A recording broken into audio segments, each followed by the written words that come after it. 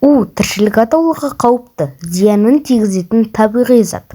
Ерте ғасырдан бастап бүгінге дейін қару ретінде қолданылып келді. Тек қару деуге де келмес, дәрінің орнына да пайдаланылған. Біздің айналамызда тіршілік етеді. Суда, шөпте, қанымызда да бар. Деген сөз кез келген дүниенің қауіпті екенін ескертеді. Бір тамшы адамның өмірін жалмауы мүмкін. Сіздерге әлемдегі адам өміріне ең қауіпті деп табылған олар жайында ақпарат береміз. Солардың бірі ретсен табиғатқа тән түрі.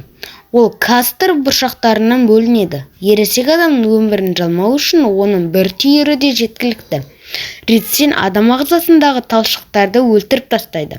Адам ретсен жұту арқылы немесе ішке пайдалану арқылы улануы мүмкін.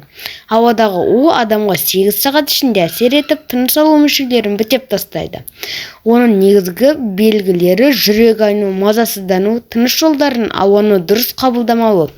Адам 36-72 сағат ішінде болудан көз жұмуы мүмкін.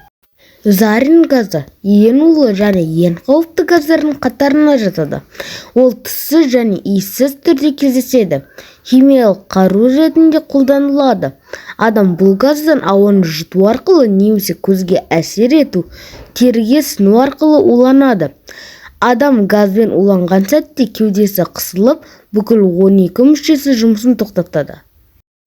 Тетрадотоксин. Бұл туралы айтқан кезде бірден жапониялық фугу есіңізге түсетіні анық. Ал білмейтін болсаңыз абай болыңыз, себебі тетрадотоксин балық құрамында болатын Бұл адам ағзасында сал ауруларының белгісін тудырып, жүйке жүйесінің бұзылуына әсер етеді. Адам 6 сағат ішінде тіл тартпай кетеді. Еске сала кетейік, жыл сайын жүздеген адам судың әсерінен көз жұмады.